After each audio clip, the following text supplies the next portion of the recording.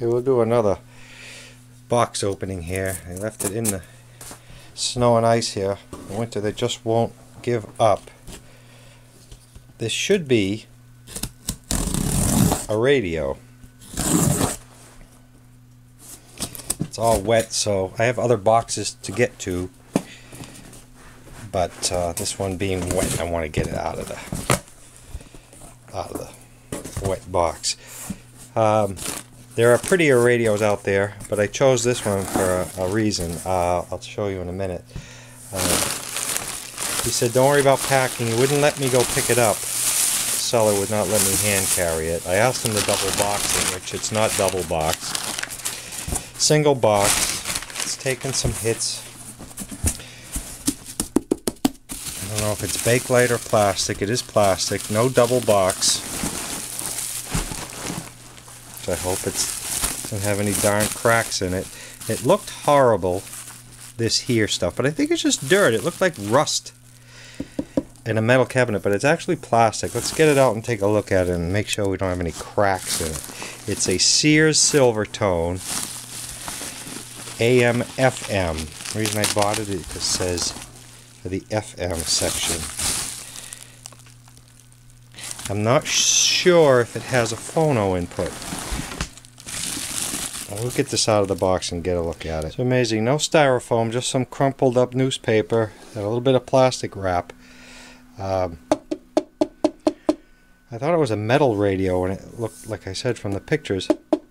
Some folks say you can tell if it's cracked just by the sound it makes. But let's get this over for a look. I have no tube diagram, just bits and pieces, so I have no idea of the model number. The Silvertone, these plastics always break. I don't know why, but that it's broken, not terribly, but again, we got this for the AM/FM feature.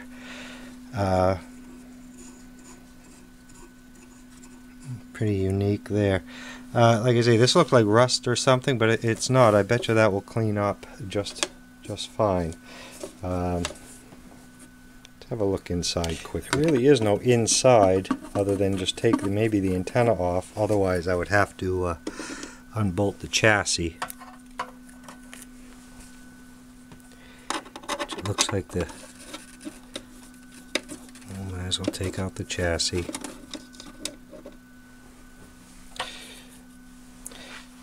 This is why I want to hand carry these things. Again, it's amazing this thing didn't arrive. Plastic. 70-year-old plastic, who knows, with cold weather and just newspaper. I think this antenna can stay attached, but we'll take a look and see what we got. So it does have a stamp on the bottom, the 132067. We'll see if we can get a SAMS for that. Small coils. I don't see anything moving around in there. There's one, that must be the detector there. Power transformer set. Ooh, realistic lifetime. 2 of them. Again, I'm not sure this will lift out of here. I was more concerned about the cabinet. We'll get the cord out of here. Well, what do you know? They were nice enough to give a diagram also on the inside.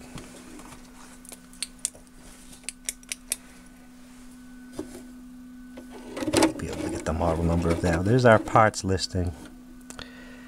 We'll get this out and take a look at it. Okay, these knobs are particularly hard to get off at the moment, so I think we're going to pass on that. The dial, I know, has been scraping the inside of the plastic there. That didn't occur in shipping because you can see the gold is worn off. It's just from tuning. That's been scraping inside there for some time. There was one thing, if you could see what's wrong with this picture back here, why it maybe was as is, there's no speaker in there. So I do have my realistic lifetime tubes, but I have no speaker, so we'll call this a wrap for the Silvertone. I'll see if I can look up a SAMS real quick on this and see what happens. a transformed plastic radio. I'm going to date this around 1950, 53, 4, 5. And like I say, this being a plastic radio, this should come off. I don't see any cracks. But man. Okay, here's the SAMs on the radio we found. The date on the SAMs is 10 of 54. So we'll call this a 1953 Sears. The output transformer is on the speaker, which is a concern because I don't have the speaker.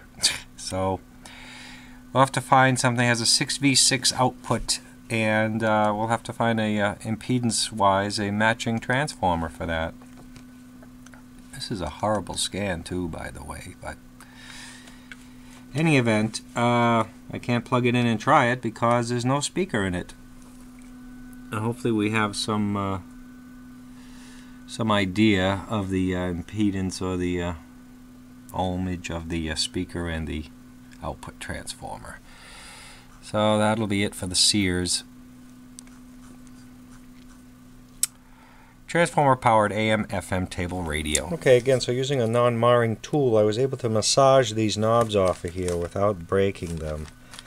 I didn't want to attempt that at the moment, so now we're able to lift this out, and we'll just get a little better look at it here. Seeing there's no speaker in here, there's not much to worry about. That is a heavy cabinet too, by the way. Leave that there. We'll come over to here. The FM must illuminate in red. And that's bizarre. The AM numbers are on the plastic, and the FM is here, and the dial string is good. See a little gold wear, little missing patina there. So maybe somebody put these. There's 3 realistic lifetime tubes in here, but I don't have a speaker. This is taped off, so we're gonna have to get into this and see what the previous owner did. A lot of wax caps there. And it looks like some sort of dropping resistor there. What do I want to check? The well, the output tube here.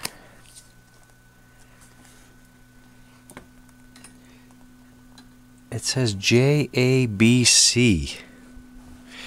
on that realistic. I think that's JABC. I've heard of this before as that being a 6v6, because that's what this is supposed to take. But we have realistic lifetime, realistic lifetime, realistic lifetime, realistic lifetime, and a Raytheon. I don't know what's under the shields. I'm not going to get into that right now. Power transformer. Here's where our speaker was mounted. And here's where our speaker was mounted, but this doesn't look like it was. You can see the dust there from where it was, but it doesn't look recent.